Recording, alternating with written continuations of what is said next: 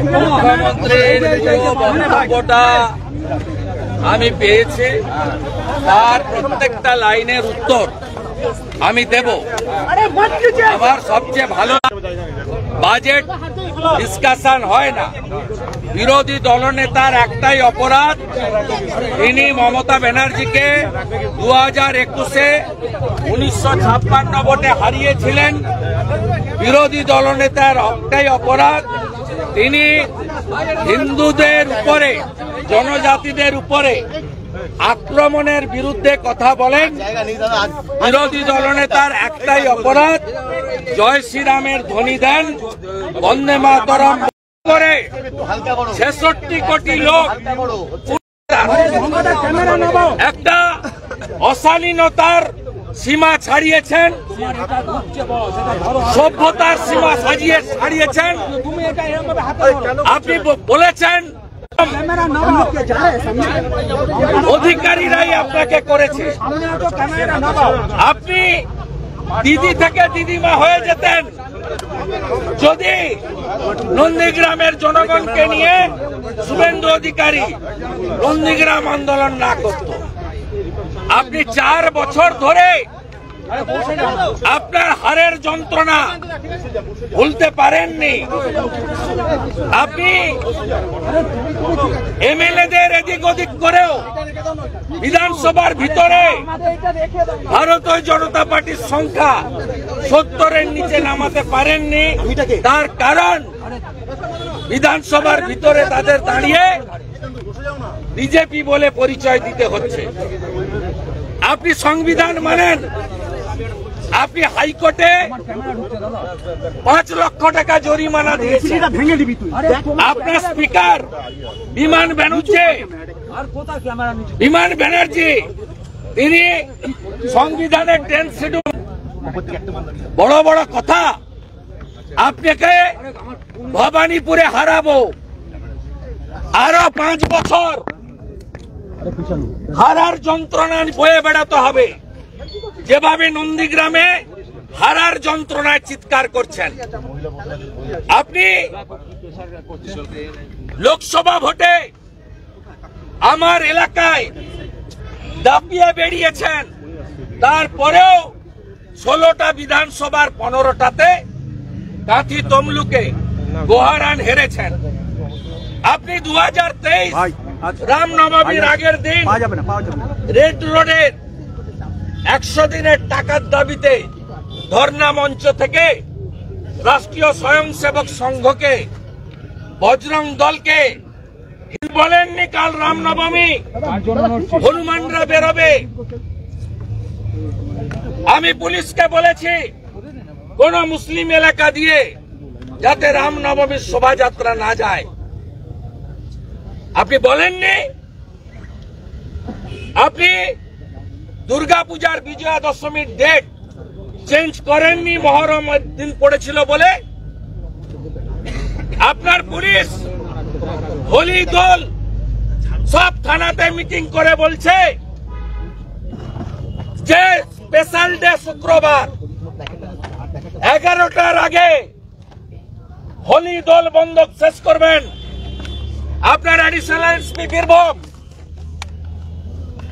শান্তিনিকেতনের ফেমাস বসন্ত উৎসব, সেখানে বলছে আপনারা জানেন শুক্রবার দিন দোল পড়েছে, 10টার মধ্যে যা করার করে নেন।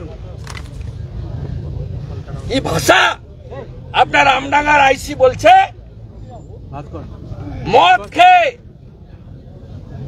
হোলিতে বেরোনো যাবে না। আমি আইসি বাবুকে বলি, আপনার পুলিশ মন্ত্রীকে বলুন দোল আর হোলির দিন মদের দোকান বন্ধ রাখুন। আপনি এই প্রথম 24 সালে অষ্টমীর দিন মদের দোকান খোলা রেখেছেন, যা ব্রিটিশরাও করে। ভারত জেতার পরে উলবেড়িয়াতে আতশবাজি ফাটানোর জন্য ভারতীয়দের উপর আক্রমণ হয়, আপনি সরাসরি এদের সমর্থন করেন। ছুটে চলে এসেছেন লাফিয়ে।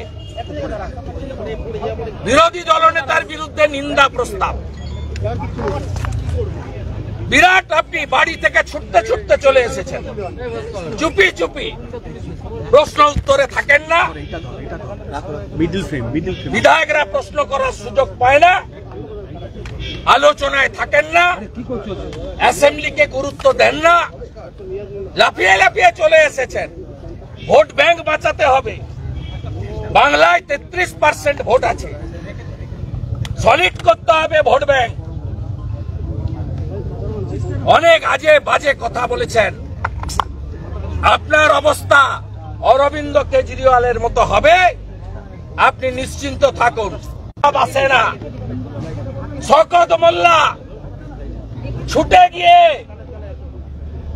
নরহরি মাহাতোকে মারে, সেদিন নিন্দা প্রস্তাব আসে না, কারণ মনোজ টিগ্গা আদিবাসী, নরহরি মাহাতো জঙ্গলমহলের কুর্মী সমাজের লোক। আপনার চরিত্র বিজেপি বিধায়করা দেখছে, সবাই জেনেছে। আপনার বিসর্জন হবে, বাংলার জনগণের জাগরণ, মমতার বিসর্জন, এটাই একমাত্র সমাধান। আপনি একথা বলছেন, কিন্তু রাজ্যের মুখ্যমন্ত্রী বলছেন তিনি ব্যানার্জি, তিনি বড় হিন্দু। ও কংগ্রেস করতে তৃণমূলে এসেছে, কংগ্রেসে কোনো ভবিষ্যৎ ছিল না, তৃণমূলকে ঘেটে দিয়ে বিজেপিতে গিয়েছে। আবার হয়তো অন্য কোনো দলে যাওয়ার ভবিষ্যতে রিকোয়েস্ট আসতে পারে, আবার তখন অন্য বাড়ি। তোর মাথাটা বার কর। আদর্শ এবং নেশার উপরে দাঁড়িয়ে করিয়া আমার পরিবারের লোক ব্রিটিশের জেলে ছিল। ও কোথায় ছিল? কে চেনে ওকে? ও জীবনে মুখ্যমন্ত্রী হতো না নন্দীগ্রাম না হলে। টাটাকে তাড়িয়েছে। জগদীপ ধনকরকে অপমান করা, প্রধানমন্ত্রীর সম্পর্কে কুরুচিকর কথাবার্তা বলা, হাইকোর্টে 5 লক্ষ টাকা জরিমানা দেওয়া, একটা আদ্যপান্ত চোর পরিবার, কালীঘাটের কাকু 73 বার একে তাড়াবো।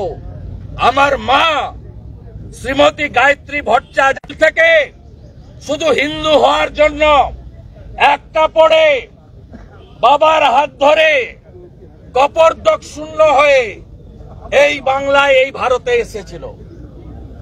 বদলা আমরা নেব, হিন্দুরা বদলা নেবে, মমতা ব্যানার্জি বুঝতে পারে। বিধানসভার ভিতরে কালো পোশাক পরে সেই মন্তব্যকে আপনি প্রত্যাহার করছেন। আজকে বিধানসভায় এই দাবি উঠেছে যে মন্তব্য প্রত্যাহার করতে হবে। আমার মন্তব্য আপনি পুরো ভিডিও চালিয়ে দেখবেন। আমি রেফারেন্স দিয়েছি শঙ্কর ঘোষ এবং মনোজ ওরাওকে মার্শাল দিয়ে ধাক্কা মারার প্রতিবাদ করেছি। আমি বিজেন্দ্র গুপ্তর রেফারেন্স দিয়েছি, যিনি বিজেপির একমাত্র এমএলএ ছিলেন 14 সালে। সেই বিজেন্দ্র গুপ্তকে চ্যাংদোলা করে বাইরে ফেলা হয়েছে। সেই বিজেন্দ্র গুপ্ত আজকে স্পিকার। আপের যে এমএলএরা বিধানসভায় বিশৃঙ্খলা করছেন, তাদের তিনি মার্শাল দিয়ে চ্যাংদোলা করছেন। আমি বলেছি এই হাউসের কারো তো গায়ে লাগার কথা নয়। 26-এর পরে যে নতুন বিধানসভা আসবে, সেখানে হিন্দু তৃণমূলের কোন এমএলএ আসবে না। তৃণমূলের যে কটা এমএলএ আসবে মুসলিম এমএলএ। বিজেন্দ্র গুপ্তর যা হয়েছে এবং শঙ্কর ঘোষ মনোজ ওরাওর সঙ্গে এই স্পিকার মার্শাল দিয়ে যা করেছে, সেক্ষেত্রে যেহেতু কেবলমাত্র তৃণমূলের মুসলিম এমএলএ 26-এর পরে আসবে, তাই তারাও একইভাবে every action has it same and equal reaction. এটা আমার কথা নয়, নিউটনের কথা। প্রত্যেক ক্রিয়ারই সমান এবং বিপরীত ধর্মী প্রতিক্রিয়া। আমার এর বাইরে আমার বক্তব্য খুব ক্রিস্টাল ক্লিয়ার, পলিটিক্যাল বক্তব্য আছে।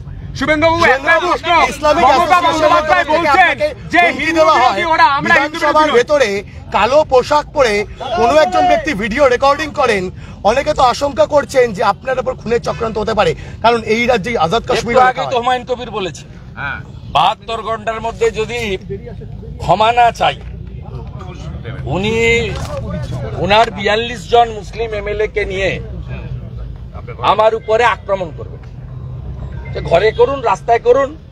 আমি তো এত দূর আমার সেন্ট্রাল ফোর্স থাকে, স্পিকার আটকেছে 21 সাল থেকে। আমি তো একাই ভিতরে যাতায়াত করি, আমার পিএসসি এরা থাকে, কলিগ এমএলএ দ্বারা দু একজন যখন দেখা হয় থাকে। দাদা আমি তো এক্ষুনি আপনাদের ছেড়ে যাব।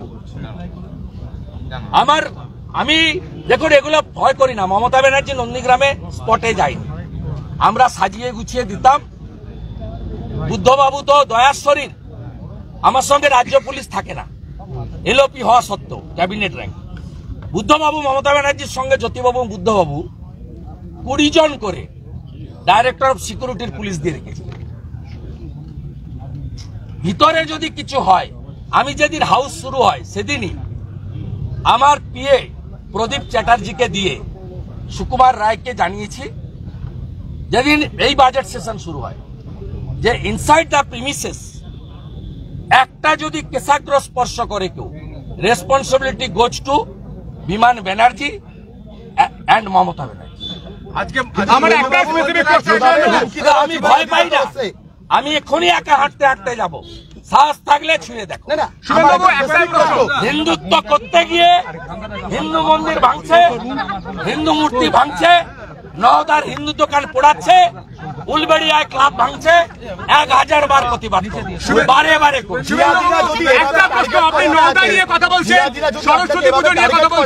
এই রাজ্যের প্রশাসন ব্যবস্থা নেয় না, আজাদ কাশ্মীর লেখার পরেও দেয়াল মোছা হয় না, একজনও গ্রেফতার হয় না, তো আপনি তো বাইরে হিন্দুদের জন্য এক শুভেন্দু শহীদ হলে কোটি শুভেন্দু জন্ম নেবে। একটা প্রশ্ন, আপনি বিধানসভার বাইরে বলছেন মমতা বন্দ্যোপাধ্যায় হিন্দু বিরোধী, মমতা বন্দ্যোপাধ্যায় বিধানসভায় হিন্দু বিরোধী দুবার প্রমাণ করেছেন। 2024 22 জানুয়ারি রাম মন্দির উদ্বোধনের দিন তিনি রাম মন্দির উদ্বোধনে আমন্ত্রণ পাওয়া সত্ত্বেও যাননি, উল্টে মিছিল করেছেন পার্সার কাছে। মমতা ব্যানার্জি 66 কোটি হিন্দু পুণ্য স্নান করেছেন, তাতে সব দলের লোক আছে। উনার দলের 50 জন এমএলএ স্নান করে এসছে, 3 জন এমপি স্নান করে এসছে। আপনি মৃত্যু কুম্ভ বলে নিজেকেই প্রমাণ করেছেন যে আমি হিন্দু বিরোধী। উনি বলছেন ফিরহাদ হাকিমকে বকেছি, ফিরহাদ হাকিমকে বকেছি, ওনাকে গোপনে বলেছি এই ধরনের কথা যেন আর না বলে। দাওয়াতে ইসলাম গোপনে বলেছি 50% লোক তো উর্দুতে কথা বলতো। গোপনে বললে কি আদৌ সেটা মানুষ জানতে পারছেন? গোপনে কি বলেছেন সেটা আদৌ মানুষ কি জানতে পারবে কোনোদিন? আজকে একটা লাইভ করে দিল না। শুভেন্দুদা, মুখ্যমন্ত্রী বলছেন কাকে ইডি সিবিআই ডাকবে এটা আপনি ঠিক করে দিচ্ছেন, এরপর আবার রাজ্য সভাপতি হওয়ার জন্য লড়াই করছেন। আপনি এটা গন্ড মূর্খ, এটা গন্ড মূর্খ জানে না বিজেপিতে এক ব্যক্তি এক পদ। রাজ্য সভাপতি কাকে করবে বিজেপি ঠিক করে, কিন্তু মুখ্যমন্ত্রী কখনো রাজ্য সভাপতি হয় না, বিরোধী দলনেতা কখনো রাজ্য সভাপতি। শিখরা সব আমার বিরুদ্ধে। উনি এত ইগনোর করেন, ভালো ইগনোর এমন করেন 9 মাস বাইরে রেখেছেন। আজকে তো উনি যা বলেছেন তার উত্তর আমার দেওয়ার কথা ছিল, উত্তর আমার দেওয়ার কথা ছিল।